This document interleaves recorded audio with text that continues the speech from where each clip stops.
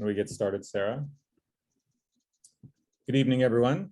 I'm Keith Crumwoody, Dean of Architecture at California College of the Arts. Thank you for joining us tonight for this lecture by June Grant. Tonight's event continues our presenting partnership with the Museum of the African Diaspora in San Francisco. It's also co-presented with CCA's student chapter of the National Organization of Minority Architects. Before we begin, it's customary and important that we offer a land acknowledgement. California College of the Arts campuses are located in Huichin and Yelamu, also known as Oakland and San Francisco, on the unceded territories of Chochenyo and Ramaytush Ohlone peoples. We recognize the historic discrimination and violence inflicted upon Indigenous peoples in California and the Americas, including their forced removal from ancestral lands, and the deliberate and systematic destruction of their communities and culture. CCA honors Indigenous peoples here and around the world, and we wish to pay respect to local elders, including those of the lands from which you're joining us virtually today. If you're unsure of whose land you are currently residing upon, we encourage you to visit native-land.california.ca. I'd like to share a few upcoming events that may be of interest to you. Next week, we'll have on Thursday, April 14th, live and in person on our San Francisco campus, Jenny Odell, who will deliver the keynote talk for the 2022 Ecopoiesis Gathering. The Ecopoiesis project, organized by CCA faculty Leslie Roberts, Adam Marcus, and Chris Folliers, explores the language, syntax, diction, form, media, and representations of ecological uncertainty. To register for that event, please visit scaffold.architecture.cca.edu. And now I'd like to introduce Elizabeth Gessel, Director of Public Programs at Moab, our co-host for tonight's event. Good evening, everyone. My name is Elizabeth Gessel, and I'm the Director of Public Programs at Museum of the African Diaspora in San Francisco. Moab is a contemporary art museum, and our exhibitions and programming inspire learning through the global lens of the African diaspora. We're thrilled to be partnering with CCA Architecture and CCA NOMAS to present tonight's program with June Grant. The museum is currently closed, but will reopen on Wednesday, April 13th, featuring 2 exhibitions of work by CCA instructors, David Huffman, Terra Incognita, and Sam Vernon, Impassive Desires. We also have a group show called Elegies, Still Lifes in Contemporary Art, and our Emerging Artists Program awardee, Cynthia Aurora Brownball, The Thread That Binds. So please do come and see us, and we present a host of public programs, both virtual and in person at Moab every month. So you can go to our website at moadsf.org, and you can learn more about the museum and all of our exhibitions and programs. Thank you. I'll turn it back over to Keith. Thank you, Elizabeth. Tonight, it's my great pleasure to welcome June Grant to deliver the lecture, Impatience Next. June is the design principal of blinkLAB Architecture in San Francisco, the office she founded in 2014. blinkLAB is a research-based practice focused on spatial transformation through design, urban advocacy, and technology exploration. Working collaboratively with a multidisciplinary team, the practice is committed to new forms of knowledge through making, where new challenges and emerging opportunities are addressed through integrated thinking and design. June has a background in sculpture, investment analytics, and economics, and received her Master of Architecture degree from the Yale School of Architecture. Prior to forming blinkLAB, she was a principal at Steinberg Architects and an associate principal at AECOM. June is an important voice in the field, both locally here in the Bay and nationally. She's a powerful advocate for meaningful and tangible change in the built environment and in the discipline of architecture. Her work is built on a commitment to cultural empathy, data research, and new technologies, which she sees as integral to the development of not only equitable and diverse design futures, but of equitable and diverse design disciplines.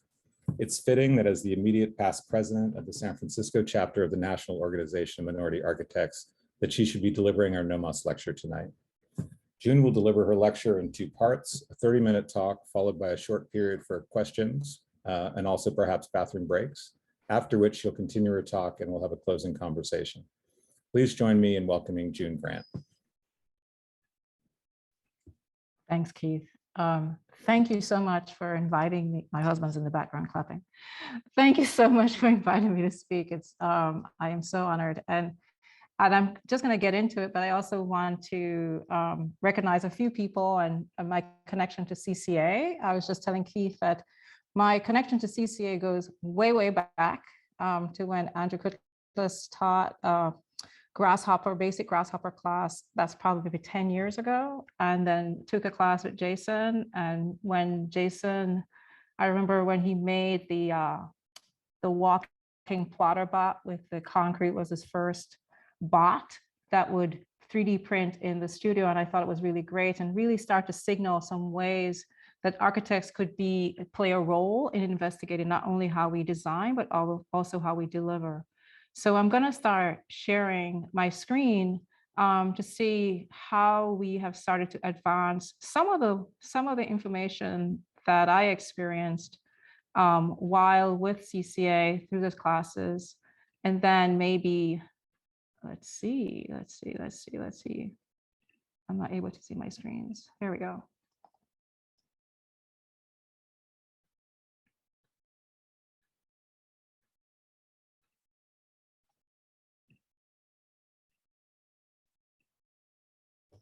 Are you all seeing my screen? So Impatience Next really builds on a lecture I gave maybe 2020 for the Max Bond lecture series, which happened during COVID. And the title came from a recognition that I was getting really impatient with some of my experiences once I've opened the practice, but also not just about practice, but some of the impatience I was experiencing was as a result of some of the entrenched behaviors in various sectors of the architecture profession. And so I decided to try and tackle some of those experiences. So Impatience Next builds on some of those past projects. It also shows some of the new projects that we're conducting now. And it's also meant to be kind of a challenge to students to how you see your role going forward once you've graduated or even while you're in school. Impatience Next is really a call to arms, and it's a way of looking at architecture as a practice and how you might practice in your own studio and how you might start to query how other studios operate. One of the most thrilling experiences for me, and one of the things that grounds the practice, is while living in Graz, I recognized that there was a way of designing which I called natural directness. It was a building on some theories from modernism, but also looking at through the lens of what is the most direct way of addressing some of the challenges in design. And when I came back to the US, one of the first projects I had was actually designing the Westfield Shopping Center, downtown San Francisco. That's actually my designs you're looking at. And it was very challenging to come back to the US where I thought things were a little bit very prosaic. Pretty soon after, I got the chance to work on a project for NASA Ames. And this project became one of the projects that helped me launch the studio. The NASA Ames project really starts to tap into my beliefs about what we should be thinking about in terms of the environment, in the terms of how we deliver our buildings, that we should be looking at demountable buildings. We should be looking at the lifespan of the buildings. We should be looking at how we bring nature into the buildings.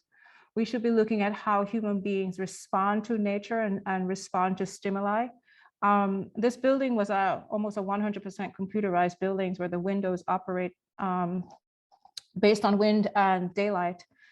And pretty soon after winning many awards for that building, I was charged by GE to look at a new site for GE for 1,200 new employees in a location they've never had before. And how do you create culture when no one knows each other? How do you create an environment to work where no one knows what project they're going to work on? And so that project became for me another idea of how to think about walls, because I had to think about components. What are the components that I'm going to need to organize space? What are the components I'm going to need to build a space with, knowing that I don't know any of the cultural patterns that might come after? And so the design became looking at components and human behavior and this idea about demounting space over time so it could be reconfigured in a way that was more applicable to the culture that we do there. So I launched blinkLAB with this idea that I would focus on design and technology and really, really heavy into technology. And then pretty soon realized that I had to bring advocacy into the middle of it. And I'll tell you the story as to why. This is one of the very first projects that we started the studio when I was invited to create a vision for the wastewater treatment plant at San Mateo. And this was not a new assignment for me. I've done it before for other wastewater treatment plants. I love infrastructure projects. I am fascinated by them because they're typically butt up beside African-American communities. And so rather than try to ignore the problem, I become fascinated by how do we reorganize, transform, reframe, and reproduce the very thing we need, which is we have to treat waste, but can we create utility sites that are more park-like? Can we change a horizontal treatment system to a vertical treatment system?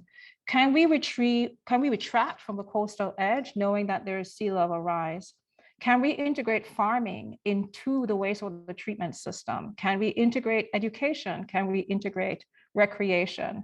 These were all items on a post-it, and we decided to tackle this problem about a wastewater treatment plant and what would it take to convert it to be a more hospitable environment that would recognize that it would have to retreat from the coastline given sea level rise. Luckily for me, I had a precedent in Osaka, which was not coastal, but it was a green treatment plant. It was a park that hide and camouflage a treatment facility. While working on this project, I became very much aware of some activities around the studio. We are based in North Oakland in a community. Deliberately so, because I believe in community members seeing architects at work. But while working on the vision for the wastewater treatment plant, I became very aware of some practices in the nonprofit sector. I became aware that small projects that really could be given to small firms to explore ideas was being handed to the typical large firm names over and over and over.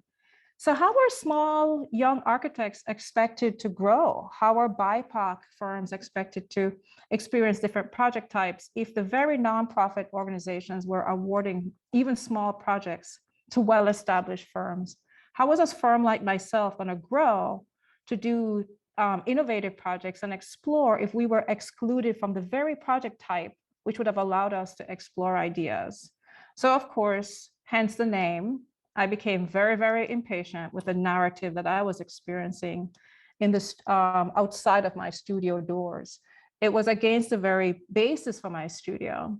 And while being very angry, I met two women who were also very angry and very impatient. And their request became the foundation for the pivoting of the practice a little bit and the insertion of the word advocacy within the studio. And so the projects I'm going to show are projects that stretch across both West Oakland and East Oakland, and how we're using design, advocacy, and technology to address some of the problems and some of the requests from these members. So I'm going to switch decks for a second here.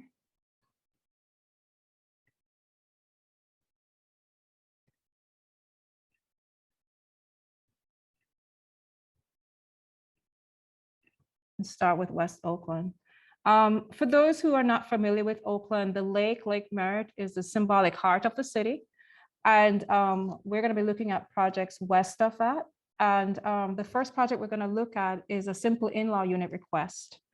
Annette, who lives not too far from my studio, asked if I would design an in-law unit for her.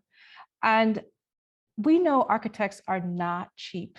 And the idea, I knew that she would not be able to afford my fees to design a custom in-law unit. And so I put on my economist hat and said, maybe I can think of a way to scale her idea, her request. What if she could find 5 or 6 other residents on her block who would also be interested in an in-law unit? Would they be willing to come together as a working group, and we would design an in-law unit that was just for the 5 of them, with some basic modulations for each, but the idea that would be creating the chassis for what could be 5 slightly different versions of a same in-law unit, and therefore spread the cost of the design across these 5 or 8 families. And so she started telling me the stories of what was happening in her neighborhood. Individuals are selling their houses. The houses were now valued at $1 million or more. Families who had inherited their houses were selling because they themselves would never earn $1 million. There was increase on unhoused individuals on the street. She was interested in possibly renting her in-law unit to someone. These are individuals who wanted to solve their local problem. And these are individuals who owned their homes, which also went against the narrative that African Americans don't own and we all have to solve, someone else has to solve the problem. And here it was this woman who was telling me she wanted to solve her own problem for her own people, but I could tell she did not have the resources to hire me. So I decided to really start to investigate, how could I scale up the idea of in-law units? How could I scale up the idea of one design that could be changed a little bit, could be deployed almost throughout the community and start to build that scale in a community. So I started to do a geographic study, started to look at parcel maps, census reports. I onboarded friends, friends of my husband, personal friends, to help with this idea of how do I create and design what really is taking advantage of the history of housing in the US, which is the Levittown model, which is the Sears catalog model. Can I reach back into the history of design to solve a problem? So we started to look at breaking out the bits and parts and components. Again, I'm using the NASA approach, looking at components of a housing unit. I would look at the wet module, ganging all the wet components together, the dry, which is sleeping. And then the third module, which I thought was the most important, was the smile module. And I call it the space where we assemble, we gossip, we hang out, we have a beer, the porch, veranda, whatever you want to call it, the deck. This is a piece that most apartments don't have. And typically when they design affordable housing, there is no deck, no veranda for affordable housing. But what if we could design an in-law unit that really looked at the humanity of the individual? What if we looked at an in-law unit and made it very energy efficient?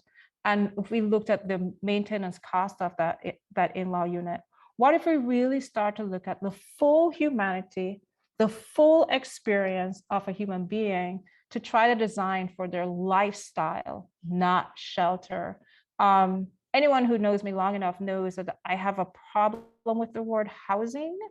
I am far more interested in designing homes.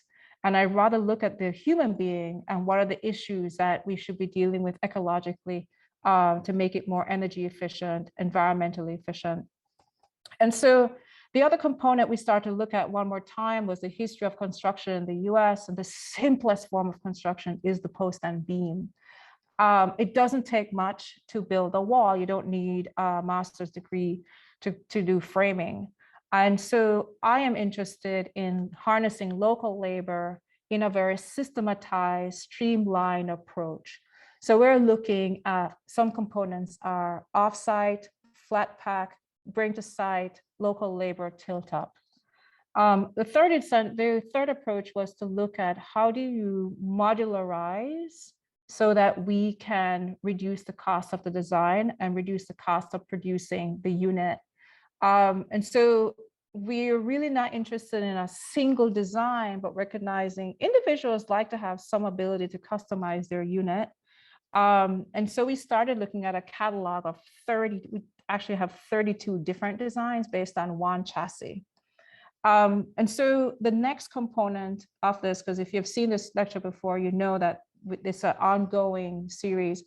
So to date, this was the first pass, the first 3 units that we designed, and these were paid for by AARP. They funded up part of our research where we did 3 unique designs for AARP. This is a small unit. All of these designs, they provide freely from the AARP website. And these are the renderings from the deck we gave them. This is a studio unit. This is the 1-bedroom. We're looking at aging in place and providing ADA access, and all units have ADA bathrooms. This is the interior of the 1-bedroom, which kind of like this really tall ceiling. This is the 2-bedroom with a really nice deck. I mean, I would live here. This does not look like affordable housing. And that was our point, is that we wanted to design for livability. We wanted to design for dignity. The next set of 3 designs were sponsored by Chan Zuckerberg. And this was specifically designed with participation by African-American families in Oakland. This effort being funded by Chance Zuckerberg specifically for African-American homeowners. And these are the three that we supplied. And I want students and possibly everyone to take from this is that as an architect, you actually have a lot more ability to influence change. I just started on this from a simple request from Annette. But the confidence that came from that was keep going and hearing getting the feedback and grounding the project even deeper and deeper and deeper into the issues. And we become very much involved in the actual writing of ADU ordinances, but we've also become involved in the elimination of barriers. And one of the things, this is information we use grasshopper coding to pull down and calculate existing structures that exist in people's rear yards. And as you can see, there are thousands of structures. These are all structures in 3 neighborhoods that are between 250 and 800 square feet. We use a simple grasshopper code to do the calcs and to identify which units or which locations we thought were convertible. We also use Grasshopper to help us figure out the distance between the buildings and the property lines. And this is key. If you're doing any housing design, you know you have a setback requirement. But this setback requirement has an inequity built into it because smaller parcels exist in predominantly BIPOC communities. So in East Oakland, an average parcel is actually less than 5,000 square feet. In West Oakland, the average parcel is 5,000 or more. And if you go even further north, of course, the parcels become bigger. So if the setback requirement is 4 feet for everyone, guess what? If you have a small parcel, you have 8 feet of land you can never build in. And so we use Grasshopper and mapping and calculations to demonstrate to the city of Oakland that their ordinance was continuing an inequitable experience that they had not considered. And so I tell that story to really help others understand that all the coding that we might have done in the past just to design a building, we're using it to analyze problems. The second project, which I think many of you know of this story, Altenair Baker Cook, also this very same day came to me and said she wants her library back. And I facetiously said to her, well, where did your library go, Altenair? And she said, well, they demolished it when they brought in the highway. And in fact, they had 2 libraries. At this point, because I was already impatient with what was going on in my own business, I took her very serious and said, okay, let's investigate this. Now understand that Altenair at the time was 80, and seeking to build a library is a long-term campaign. And so my thought was, this would never get off the ground if we're doing behind the scenes workshops. We need to get out in public. So she started to explain to me the history of the community, that this was actually a middle-class community back in the day when she was a youth. And now it was no longer, it was the largest number of Section 8 housing in the city. She was very upset and the literacy rates had declined, and the pride of place that she knew as a kid was no longer in her community. It was high rental. The landlords were no longer interested. But in telling me the story of the community, she pointed out something that for me signaled when the crime against that community really started. And it really started in 1936, when the head of the library wrote a letter to the mayor indicating that this was not a community that read. And you have to understand that this signals to a city that it's okay to ignore, it's okay to disinvest, because this is not a community that is interested in reading or education. Is that the truth of what really happened in terms of follow-on effect? I don't know, but this is a damning letter about the community, and it starts the spiraling down of investment and rezoning that allowed more factories to be built in the neighborhood. And I tell this story over and over again because it's not the only time it exists. It happens in every single community that is predominantly African-American. So her telling me and showing me this letter, I became even more angry and really started to question a lot of the declarations being made publicly. So I thought, well, you know, such great, rich history, can we find a way to make this library campaign be multi-generational, because we were talking about an issue that goes back many generations. We're going to need multi-generations to keep on the issue going forward. So I decided that we should do a little bit of propaganda campaigning, which was we would take it to the streets, literally, that we were going to start what I call the street corner campaign, the street corner library, and we were going to hold it dead in the center of this street where two streets cross, Market and San Pablo. The little building on the lower left has this really beautiful, nice empty parking lot that I thought would be perfect to have an event. And using a document that the city of Oakland has and many cities have called Adopt a Spot. It's where you sign a little one pager deciding and agreeing to be a steward to take care of this piece of land. The city will give you the cleanup tools, the brooms, the container, and the city will come and pick up the trash after you have put it all in one place. And I thought, great, you have access to the site for a year. So you become, quote unquote, the owner of a piece of concrete of a city that you can pretty much take care of. And so we called the owner of this parking lot to see if she would agree to have us use it every 2 months to do the library campaign. And she said yes. So off we went with our agitprop street corner library exercise. We got many to donate books. We decided that we were going to do a book exchange on the street. We were going to do mapping. We were going to take the issue to the street and start to act out the issues and act out the future of what we wanted this library to be. Now, keep in mind that we didn't know where the library was going to be, and that's not the point. What we were trying to do is raise an issue in the public mind and keep it in the public mind. While doing that, we recognized we needed some symbols. And one of the symbols of Oakland that you will see a lot are the towers that mark when you enter into a very wealthy neighborhood that used to be predominantly white. We decided to take those columns and redesign them as knowledge towers with books on the lower part of the columns and having images, black and white images projected on the screen, the top of the column. These would become our symbols to mark that the library was open. The bookshelf is designed by parametric coding and CNC cut about 5 minutes from my office at a studio called Oakology. They cut the panels for us. We just send them the code. On the left is the original team of this protagonists, evangelists. Some are still in the background supporting the campaign. In the middle was the wish board with one simple question: what does a library mean to you?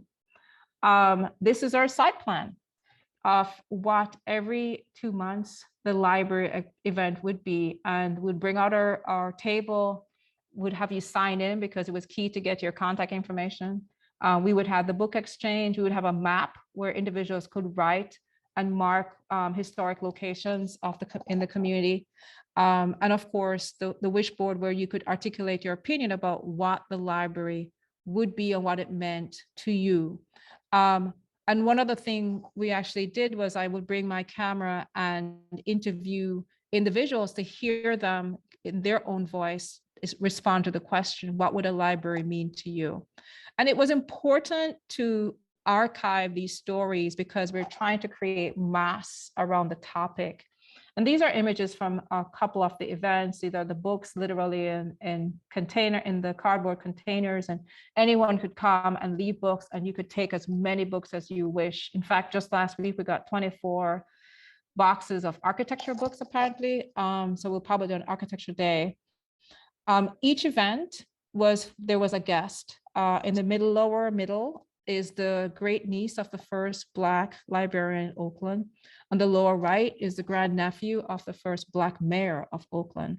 Over the years, these are some of the sponsors and individuals who have really supported this initiative. And around 2019, I became ill and kind of stepped away and handed over the campaign to the community. And I think it's critical as an architect that we understand when our role is to step back and let the community embrace. So this site is actually a site that I have always been interested before I met Altaneer. Because of this intersection, what happens is the cars come zooming down Market, and but you're entering into a residential community, so it's very dangerous. And so my thought was, well, is there a way to close that off?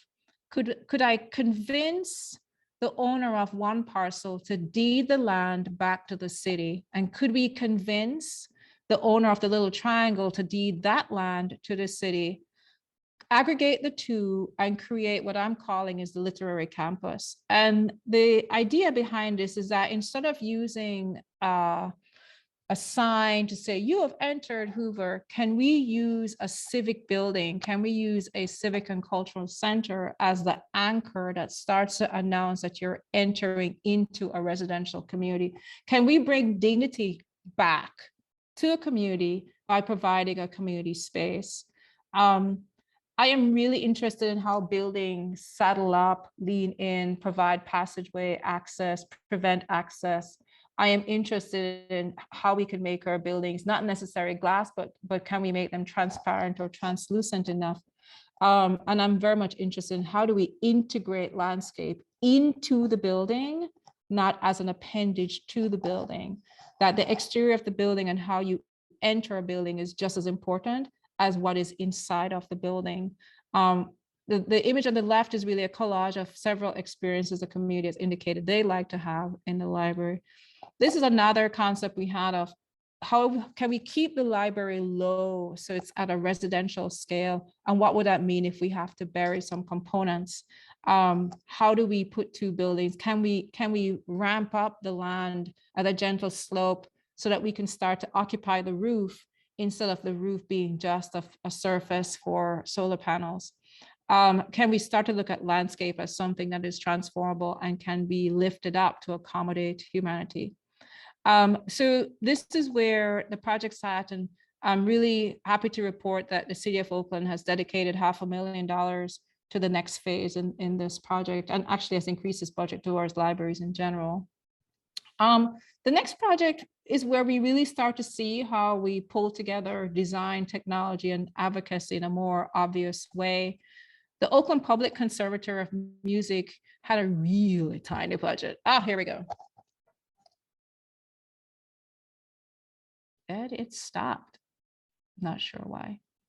But the Oakland Conservatory of Music is at the bottom of the California Hotel, and we were asked to provide concepts as to how to address an acoustics issue, because there are apartments up above and we have students learning music up in the bottom.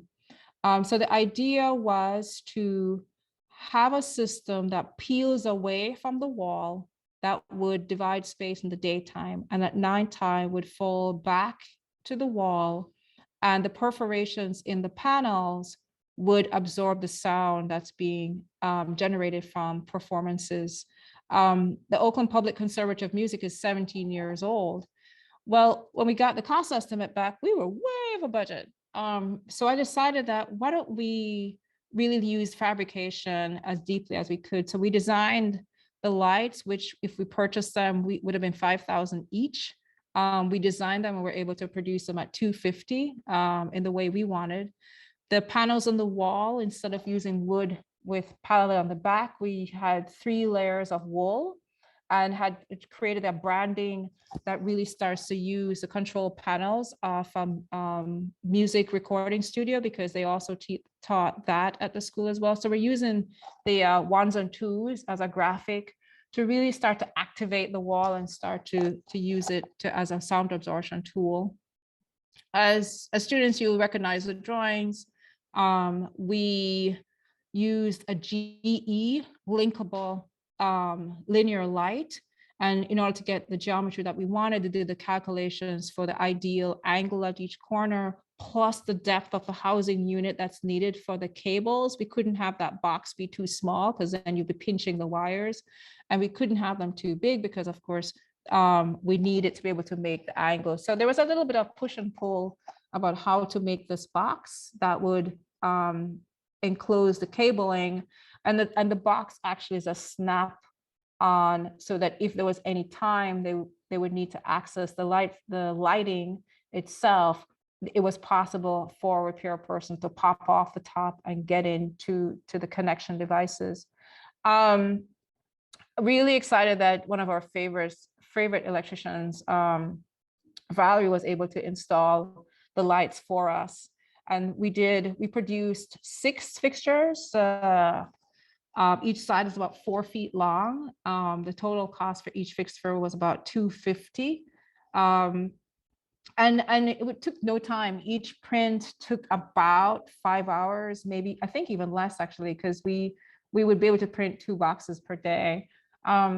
The panels, the acoustical panels, were produced in Oakland by Artisan Arts, who they have now moved to San Leandro. But we were able to just, drive 5 minutes and work with Josh and his team about, what was the thickness of that panel, because we needed it to be light enough that it could be lifted off the wall. We needed him to create the grommets or the holes because we were going to produce the grommets ourselves. And they need to be able to fit in a car just in case the OPC decided to move to another location. So we had a lot of things that we had to think about in terms of sizing of these panels. These are the panels installed, and this is the one and only performance night that was held in the space before COVID. I think maybe a week after the panels were installed, the country was shut down. But we produced all the grommets. We did cut all the dowels. We did the ledger that's on the wall that's holding up the panels, and all of the patterning and graphics were done, except for the lettering, were done in using Grasshopper and Rhino. And we did take some sound calculations to help us determine the perforations. Oh, and this is a project that we just delivered last week. Again, kind of going back to that idea about nature. This is also West Oakland at a very tiny site. It's a 6,000 square foot building over parking. So that's the end of the first part of the presentation. And I'm happy to take questions. Thank you, June. Maybe we can go to the full gallery view, Sarah, so that we can see everyone. It's determinable by user. By individually. All right. I keep thinking I don't have any agency in Zoom. So June, thank you so much. What I really like this format, actually, like we can actually address things more recently seen. So does anyone have any questions? There was a comment, June, I don't know if you saw it in the chat, from someone who said they grew up in the neighborhood in Oakland with the grandmother and cousins. A giant burger joint. Giant burger joint and a wash on the corner, which is then it became a barbecue joint, and now it's empty. It really has been empty for some time. So now that things are opening up, is that space going to be in use? The one that only had one performance, one event? Yes, they're now back in session. They've had some performances. They've had some live performances over the last couple of months. In fact, I haven't had the chance to go by to see how the space is functioning. But it was fascinating to install. And then for me, the test was designing and verifying if staff would be able to do and install as simply and easily as I thought it should be. So many times we think we're designing, and because we're so deep in design, we don't truly understand how others see what you're seeing. They don't understand how simple something is, or we might have missed a step. And so in the design, I'm always thinking about the handoff. How long is this item going to last? How are they going to be able to maintain this? A lot of our designs, I really take more of a product design approach, which is looking at usage over time. So I spend a lot more time thinking about the long-term use and the long-term care and flexibility as we're designing.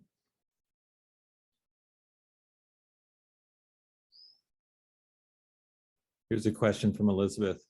Are the ADU module designs available for others to use? Yes, if you go to AARP, to their website. You can freely download the designs that we did for them.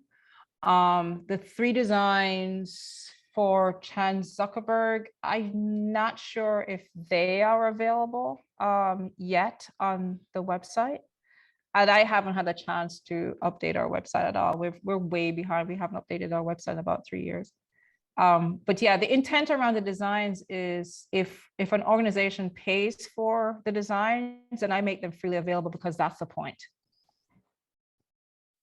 Adam, you have a question? Hi, June. Hey, Adam.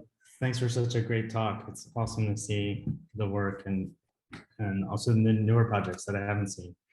You and I had talked about this in other contexts. We're both involved with Acadia and also in your role as chairing the NOMA conference and leadership there. But since I thought this would be interesting to ask just while the students are here in a kind of CCA context, one of the things that I find really kind of unique and fascinating about your practice is how you use parametric tools. Kind of you drive that work through questions of engagement and advocacy and outreach, like as you presented tonight. And I think as somebody who works in that world, you know, the kind of self-critique is that so much of parametric work or work in digital fabrication is so esoteric and kind of in a kind of closed world mentality. And I think you've been able to kind of break out of that, like what you showed tonight, using Grasshopper to analyze property lines and lots and so on. And I'm curious, like kind of your approach to that in introducing these tools to contexts and communities that aren't familiar with the workflows, and how you kind of bridge the, you know, there's like a language gap almost in terms of how people, you know, understand the tools who are familiar with them, and how folks who aren't familiar with those technologies don't understand them yet. And I think, I don't know, I'm just curious, like kind of how Yeah, no, I get what you're saying. Yeah. As architects, we speak a particular language. When I first started the studio, I definitely approached all the conversations as we would as architects. And then after a rude awakening from the population, I took another perspective, which was, it's as if I'm speaking French and they're speaking Russian. Somehow I need to be able to translate. Either I must learn Russian because they're not gonna learn whatever language I'm speaking. The other thing was, they don't really care about what tools I'm using as long as I'm solving the problem. Where I do have a lot of joy is I do bring in students to show them some of the behind the scenes stuff. And that's where the fun really is for me, is where we're able to like showcase, here are all the tools that we're using, here are all the whiz-bang stuff. Here's how you do an Arduino. But in the outside of the office, I really focus more on what is the issue I'm really trying to solve, and focus more on that, because I have learned that I have to approach or approximate their issue and really embed myself in it. And I show all the symbols of all the tools that I use to analyze. I show it to the students because I want them to understand that these are tools that support where you really want to go. If you want to teach Grasshopper, great. But I'm not interested in teaching Grasshopper. I'm interested in designing and solving a problem of which Grasshopper is the current tool. As soon as there's another one that comes up that's even easier and that I like, then I will leave Grasshopper behind and I'll jump. I'm agnostic. But I am very passionate about trying to solve some of our problems. Like we have a current one that we haven't started yet, which I'll be calling you about, because we have a oyster project. And I remember your buoyant ecology, so I'll be reaching out to you about that.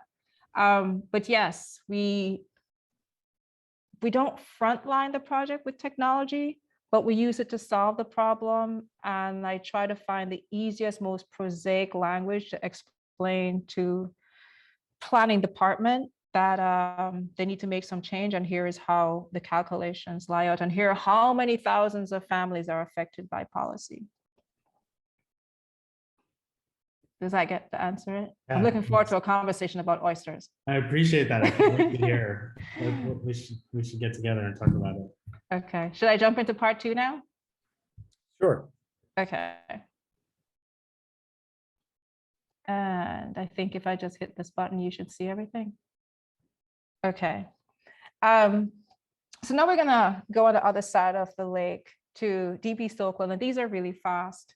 But this is again where I am using parametric tools to solve some really simple problems. The first project is actually what we call in the deep. If you're east of 73rd, you're definitely in Deep East Oakland. And what you'll notice about 14th Street / International Boulevard is it just seems like over the years, the only design effort has been to keep the traffic moving. Just keep the traffic moving. Doesn't matter what your experience on the sidewalk. It doesn't matter what conditions the buildings are in. It doesn't matter if the street lights don't work. Just keep the traffic moving. And you see the result of lack of attention at the planning level. You see the result of building owners not being able to maintain their buildings.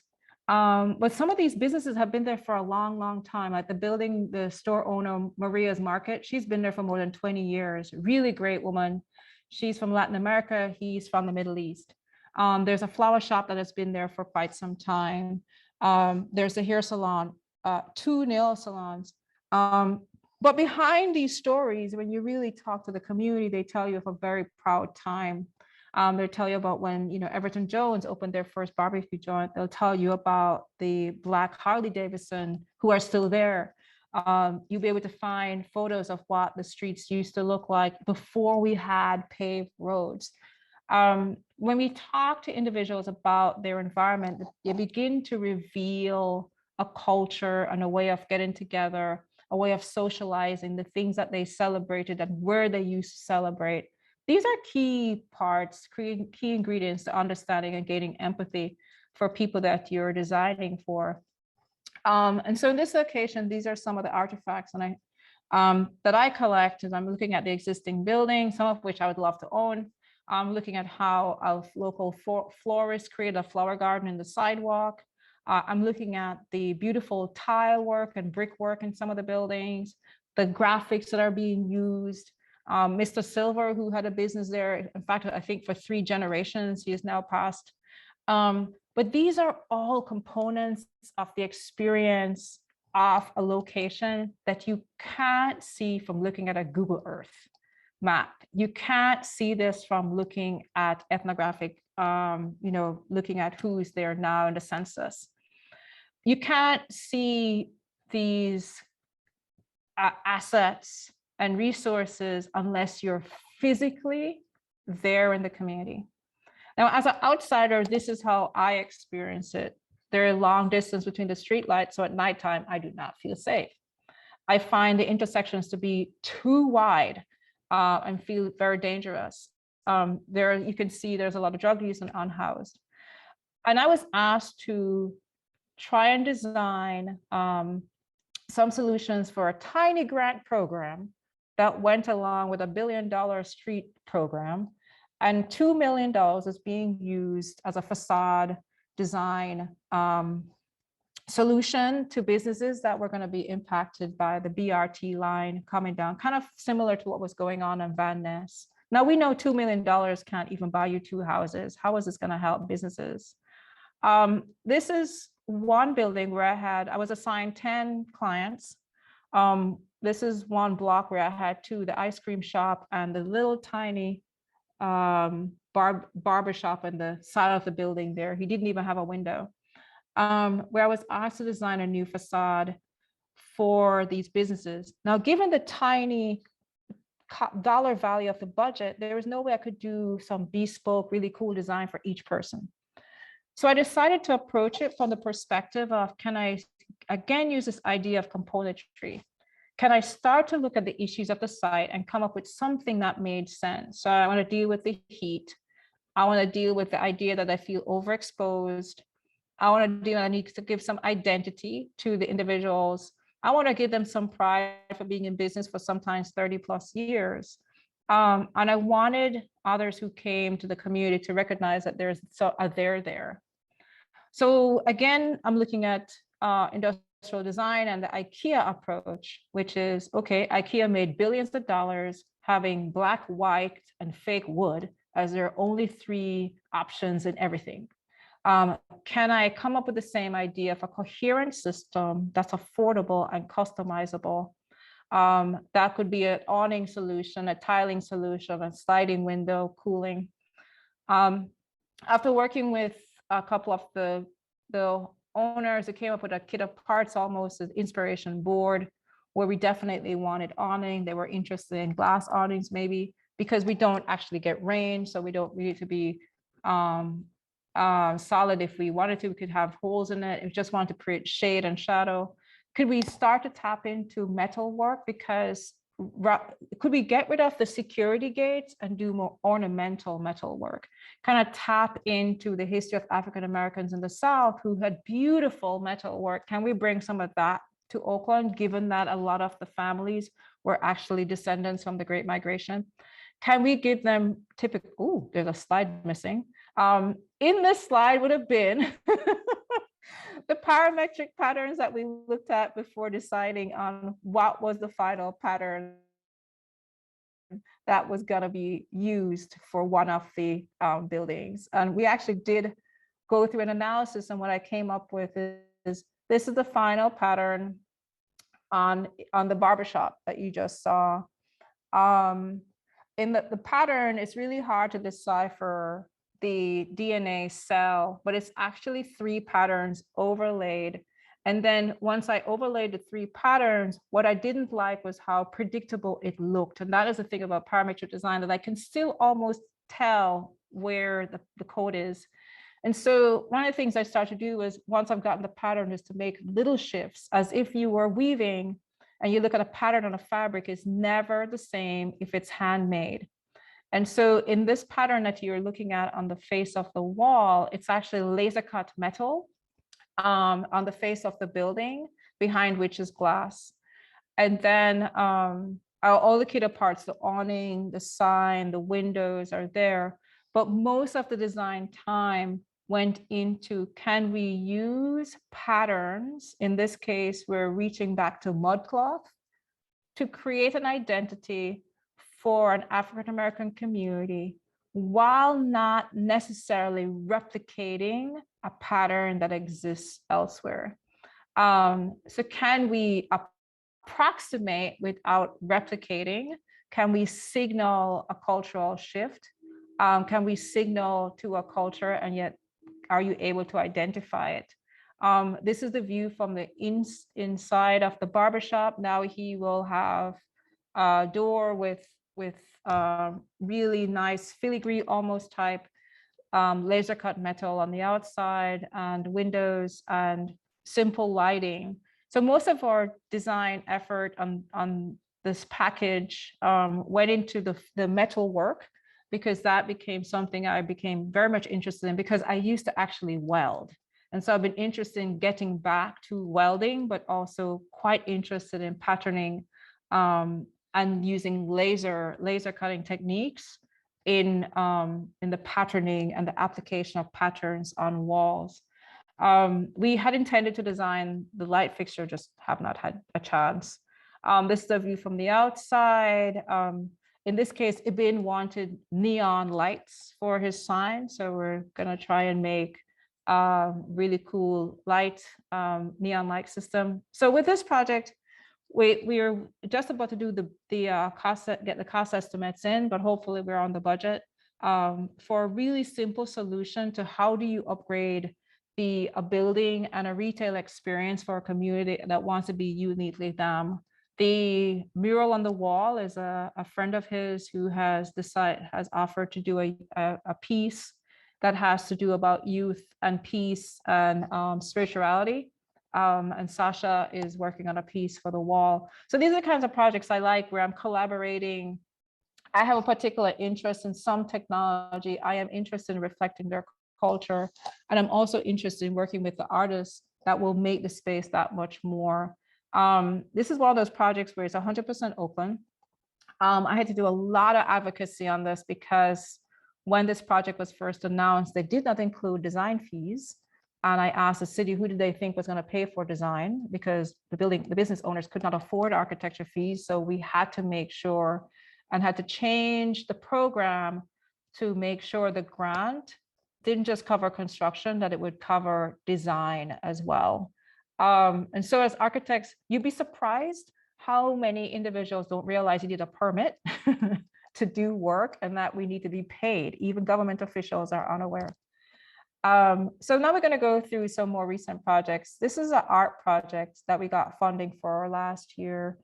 I've been doing various studies about West Oakland over the past, I don't know, more than 6 years. And the one thing that's always struck out to me, everyone talks about Harlem of the West Oakland blues. There is some, redevelopment happening, regeneration happening there, but I'm interested in really finding a way to celebrate an experience that where it was really vibrant on 7th Street by the West Oakland Bar at one time. There were stories of families saying if you were to walk from one end to the next, it would take you 2 hours because you had to stop and say hi to everyone. It was that close-knit of a community. It's where they had grocery stores, hotels, dry cleaning, several music places, movie houses. It was a community before the BART line came in and before the post office came in.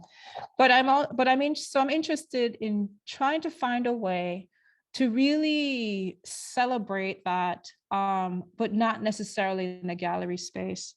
And I became far more interested also because Walter Hood has 2 pieces along 7th Street that are blue. And I thought, well, I worked with Mildred before on a blue item. So why not do a West Oakland blue, celebrate, just call it the Pavilion West Oakland blue. It would act as the anchor of 7th Street before you go on the off-ramp.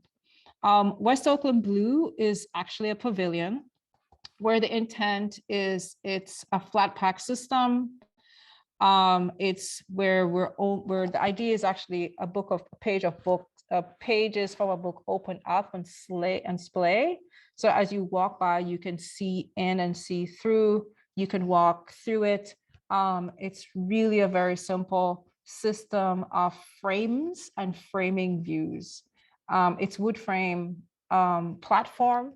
So the idea is to use really simple tools, really simple approach, a very direct, I call it natural directiveness, where I'm being very direct about the materials I want to use, making it very clear this will be locally made, but also bringing some experiential pieces to it.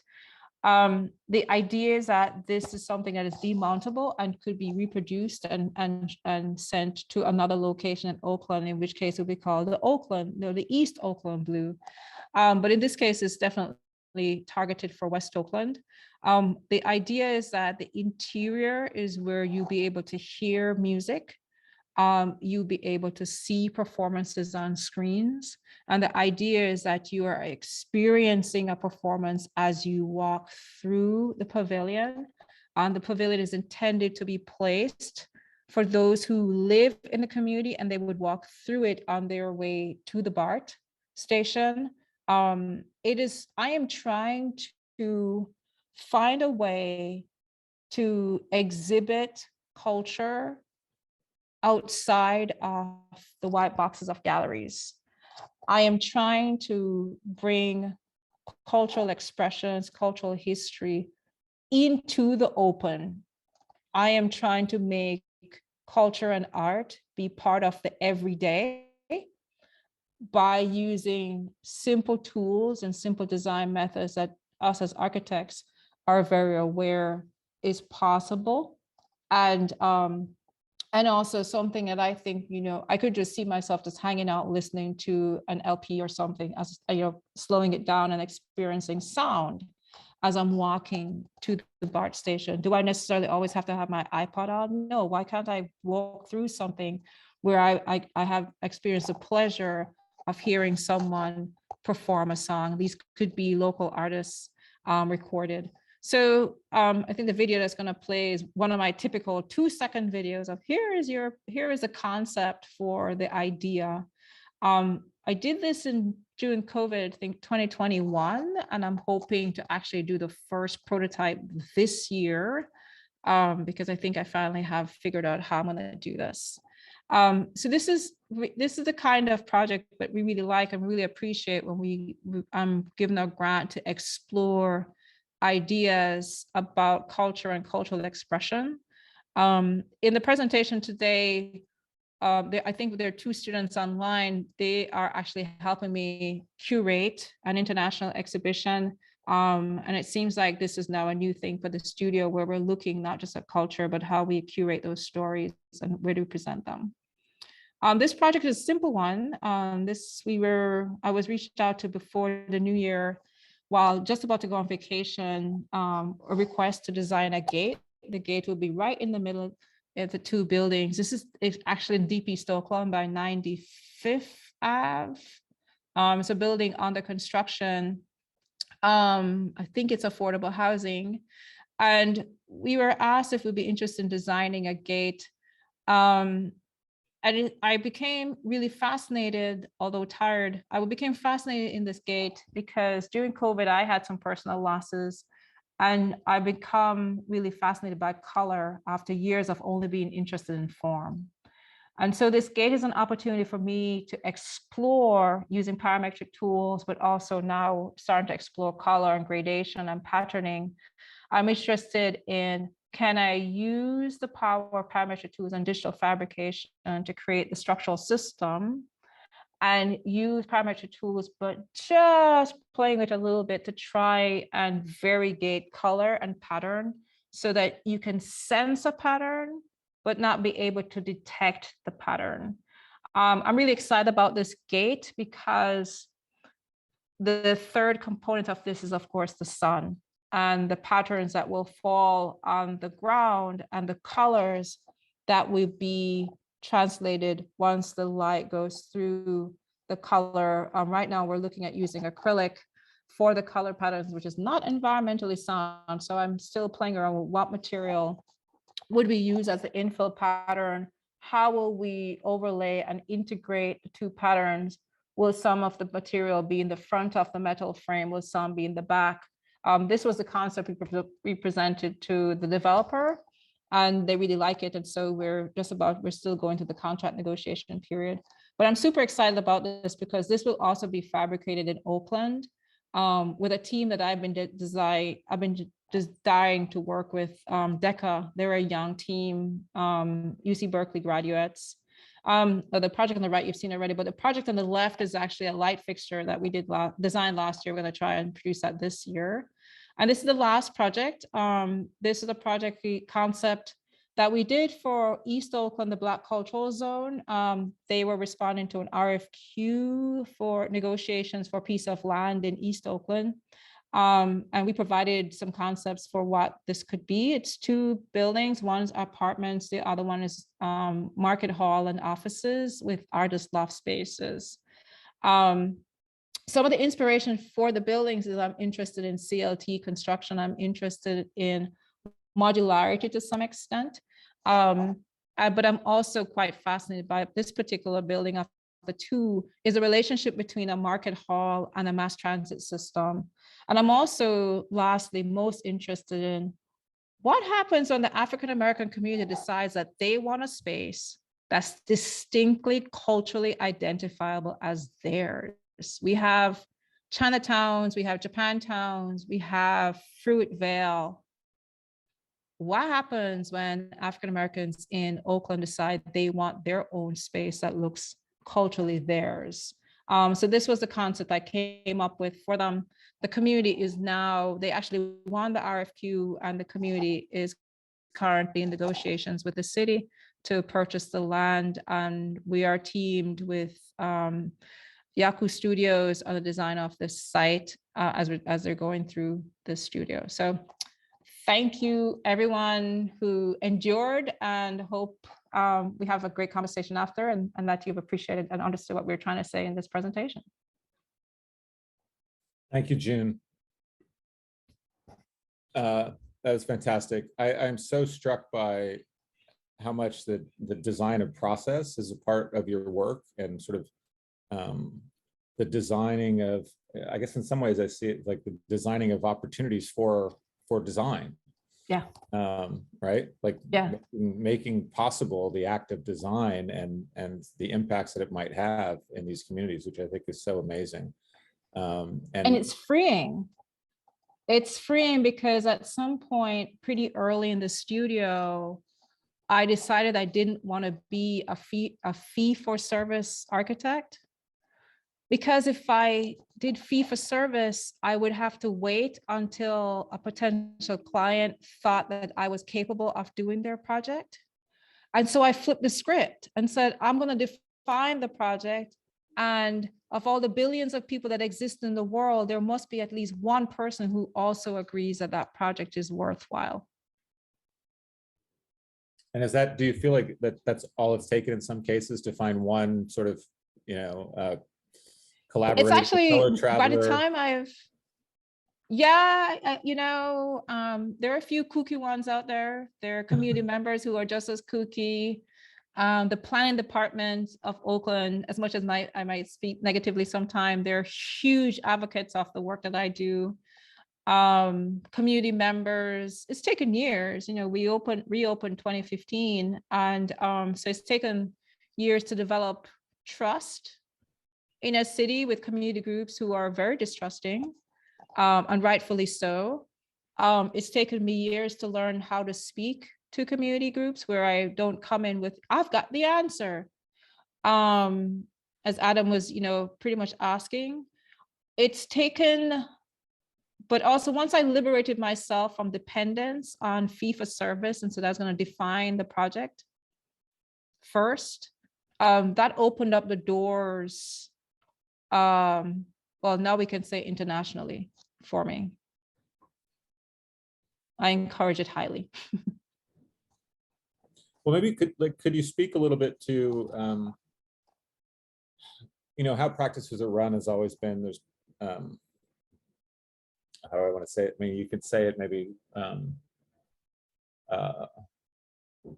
well, inequity is sort of built into the practice of architecture, right? Yeah. The way hires are made, the way people are paid or are not paid, the hours people are expected to work, you know, closes the field rather than opens it, or keeps it closed, maybe rather than opening it up.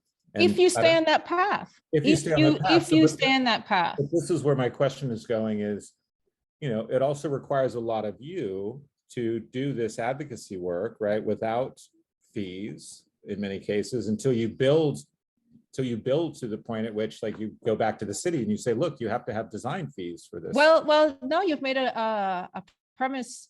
There's an error in your premise. We Okay. actually are paid for all the advocacy work that we do. And this is where digital fabrication helped me. With the library project, for example, we designed light fixtures that the community would sell to fundraise. So we sold light fixtures to those who, it was kind of like a GoFundMe, but rather the funds they used to buy Christmas gifts. So they would encourage everyone who supported the library project would buy a lamp.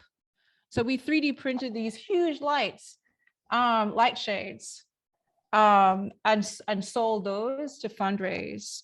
We created the fundraising packages that community groups would use to go present and fundraise. So there are very few projects in-house, very few of our advocacy projects where we're not paid.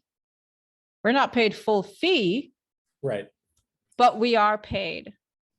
And most times we'll stop work until they're able to generate more funds.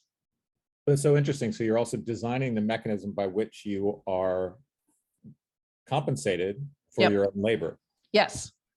Yeah. Yes. Using the very same tools that you have on campus. Yeah, that's amazing. I mean, it reminds me of, like, designing the lamps reminds me of, like, you know, selling bricks with someone's name in it, like, right, as part of capital campaigns, things like that. Exactly. It is a capital campaign tool. But that's interesting. You're also bringing the tools of larger institutions, frankly, to this local community-based work. Yes.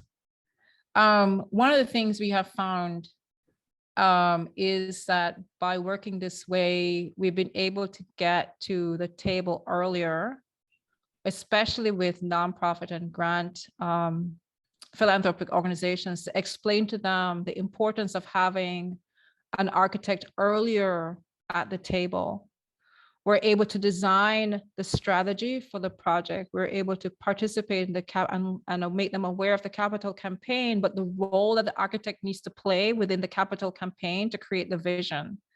That you don't hire the architect after you've done the capital campaign. We actually need to be a part of that effort very early. And many times we have rewritten the program, rewritten the capital campaign, so that we more clearly define what the real project is. I'm looking in the chat now, June, to see, because someone who first says, this is Jason. Jason, do you want to? I started reading it before I read who posted it. Jason, why don't you turn on your camera and. You are hysterical, dude. How would I structure the alternative architecture school? It would definitely require building in the community. The reason why I chose Yale as my graduate school was the building program. Because I'm a middle-class kid. I'd never swung a hammer in my life before I got to grad school. And I love building. I love the act of building, but I also see where it is part of what's missing for many students. And I think it's so critical to be able to understand how materials come together. And you have to know how materials fail. I'm modeling and in VR every day, but I'm also very aware of how a joint needs to come together. I'm very aware what a beautiful weld looks like, and most of the students are unaware of that.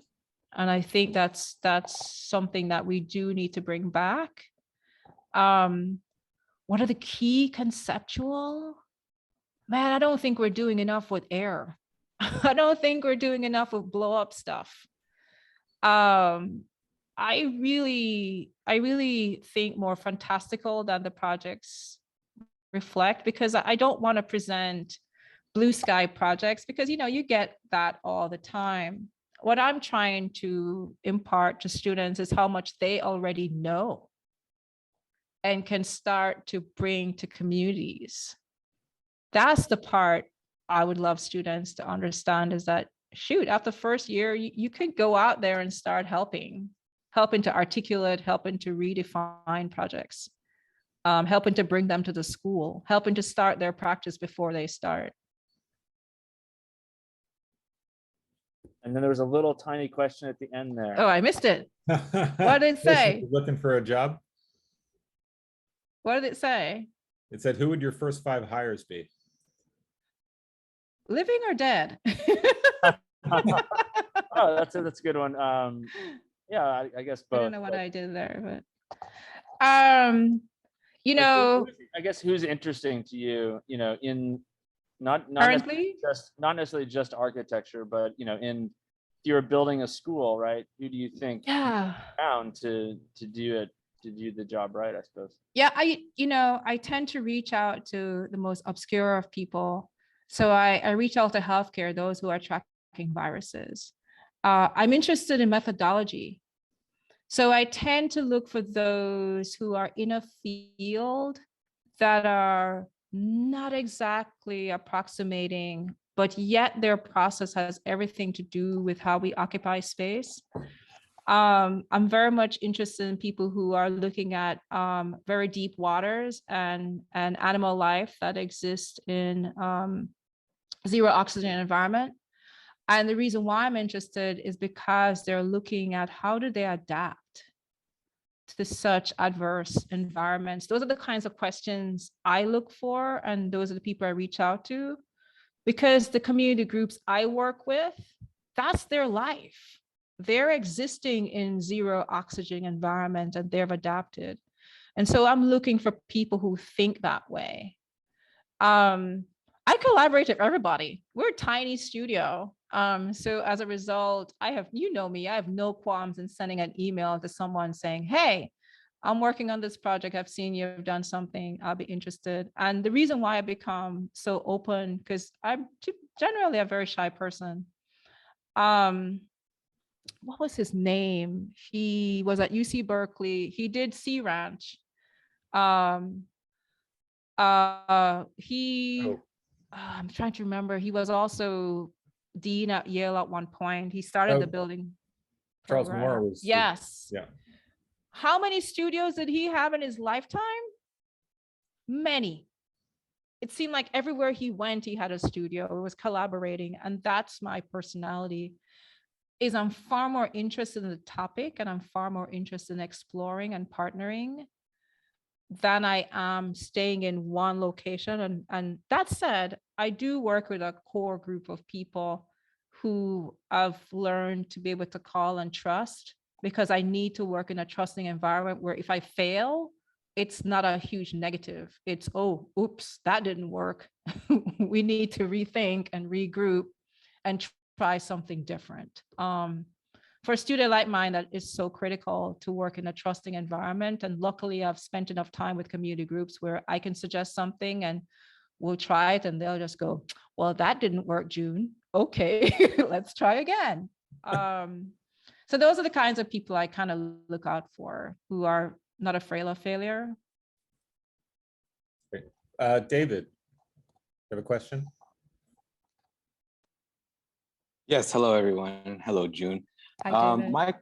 My question for you is, well, first of all, I do applaud on the projects that you have been designing, and you and your team, and definitely some of your projects I can relate to with my professional experience. The question I do want to ask is, have there been any particular organizations or group that just have been against your projects, especially on what it could be multi-residential projects or any commercial projects? And the reason I ask is because from my experience, we just happen to have groups who were, they're called Mission Verde, and they have a very strong attachment to the ecology of the San Francisco Mission District. And of course, we just, let's just say there were headaches and a lot of talking going back and forth, but eventually a solution was finally approached. So yes, that is my question. Yeah, the community. Yeah, the community. How do you deal with angst, animosity? It could feel like arrows, like everybody's quiver is empty because they've shot all their arrows at you before you even got through the door. You've been massacred. I personally have never experienced that, but I have spent years attending community meetings, and I came to the conclusion that what I was witnessing was two groups not speaking the same language. And what I decided to do was, the table was unfairly tilted towards the developer. The developer has easy access to the planning department. The developer has all the funds to do the drawings. The developer is paying for the architect. Who is on the side of the community? Who is speaking for the community? Who on the community side speaks architecture speak? Who on the community side speaks real estate developer speak? Typically, no one. And so when I started the studio, and that's one of the reasons why advocacy is part of it, I decided that I was going to be the person who would speak on behalf of the community, that I would try and translate what the community was trying to get across to the developer. Because I also knew the activities that happened on the developer side, and how much work had gone into the cool looking design, how much money they had on the table, the schedule that was being driven. I knew, but I also knew the wasteful processes that exist on that side of the table, that I could most times come to the table and say, I hear what you're trying to say, but here is what the community is trying to say. And here is what we need you to do, or here is where I think we probably could negotiate. Have you looked at things from this angle? Have you looked at, I'll give one case, well, this project is dead, but I'll give this example of a developer, great intention, had a school at the base, at the foot of an apartment building. It was 2 buildings. And his idea was the drop off would be kind of like a tunnel alleyway experience. You would drive onto the building, drop the kids off, and exit out the building at the back, right? Very easy, one-way system. Well, the problem was he was going to bring hundreds of cars into a residential street on the back end of the building. And that residential street was already had two banks of cars parked on each side, because every home now has 3 cars. So this design was never going to work for the community. But had the developer spent the time to walk the back of the site and look at the traffic patterns, the existing traffic patterns of that residential community, they would have never come up with that idea.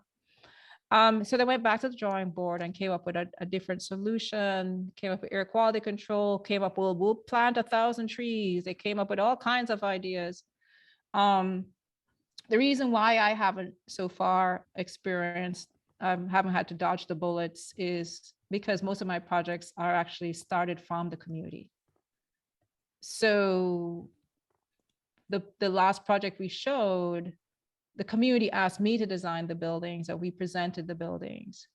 Now, am I going to be, experiencing this great relationship with the community now that we're going to start the real design process? We'll see. I mean, always there are community groups who were not at the table when we first started, who will come out the woodwork and express opinions.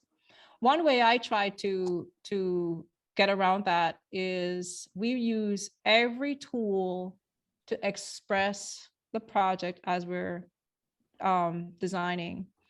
Sketchfab is one of my favorite tools to send design concepts to community groups, because we tend to think of community groups as being almost illiterate, which is it's so, we come into the room with our glorious renderings and then we talk down to them. And I don't do that. I start the project and I'll give them a link to a website where they'll be able to see the project as it's being developed. So we'll put the massing model on Sketchfab, which is free for some people. We pay the enterprise. It's a URL link and anyone can access that link. I can give them either their password that will give them access to their project, and they can look at the project on their iPhone, on their computer. They can do walkthroughs, they can turn it around. I bring the community into the design process. And then as we're designing, we're constantly uploading and updating that Sketchfab model so that they can understand, oh, that's how it's going to be like. Oh, did you see this? And what happens? They become your advocate because you brought them into the design process, even though they had another darn thing to do where the walls are placed. But the fact that they are brought into the design as it's being developed means that they can go and represent the design wherever they go. So that's how I do it. Stay tuned. We're also starting to do like put projects in VR because everyone likes to have fun as well. And so my interest is not using architectural drawing language, but actually use 3-dimensional visual expressions, because that's the world we live in. I don't walk on a floor plan. I walk through a building. I see the world in 3 dimensions. I experience it in 3 dimensions. So I don't try to communicate with community groups using just floor plans and building sections. Awesome. Thank you, June. That was absolutely fabulous advice and an excellent response. Thank you. Well, good luck. Thank you very much. Well, June, thank you again. This has been great. We've come to our hour-and-a-half mark. I'm so glad that we were able to have you. I wish it could have been on campus since we're all basically in the same place. But we will have you back on campus soon. And good luck with all the projects. And you were saying that you have a lot on your plate right now. So good luck with those. Thank you. And I really appreciate, everyone who hung in there and the questions, and it's just great to see Jason and Adam and David. It's great meeting you too. And happy to answer any questions that the students might have, because I as much as I would love to talk about the future and show other projects, I really want students to recognize that they do have a lot of agency and that they don't have to wait to provide the services and the skill sets that they have. There is a lot of space to start practicing, and the one that they should probably practice first is how to talk to the community, how to talk to your future client, because that's what keep you in the room, is that relationship. Well, I think that's something I'm so grateful for my colleagues. So many of our colleagues at CCA are working with community partners, bringing those folks into the school to meet, not just for final reviews or for an initial sort of discussion about what their needs or issues are, but back over the course of the semester to see the work. A few, in fact, invited you this semester for final reviews, as we just discussed. But I think it would be really wonderful. We're trying to do our work at CCA to make some necessary change in education in architecture. And I do appreciate Jason's question in that regard, and would love to talk to you more about that. But it would be wonderful to have you back, maybe for just a conversation with our. That would be wonderful. I would love that. And I love Jason's question.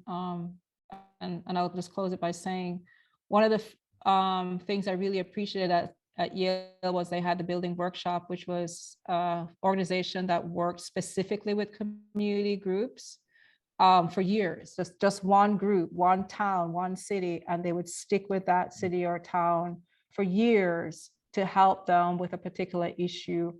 So it was not a transactional relationship of one semester or one year, but actually several years of services and skills brought to the table that students would provide as well as professionals. And I really hope that more schools start to integrate that way of bringing services to community groups and having just the students and the instructors start to have a more integrated way of bringing the knowledge to communities on a long-term basis. Yeah, I was lucky enough to when I was teaching there, to be a part of that briefly, and it really is a great model. Yeah. They, for a long time now, they've worked specifically in New Haven with a community development corporation. Yes, and a few towns. Yeah. But yes, so that would be great. I'll be happy to be on campus and have that conversation when things are not so crazy. Okay. And I'll definitely invite you guys to the exhibition that we're curating, that some of your students are helping us get on the way. And really super excited and really thankful for the students who have come on board to help with some of the research. I could not have done this exhibition without them. Oh, that's great to hear. Thank you so much, June. You're welcome. Have a good evening. Have a good night. Everyone. Thank you, everyone.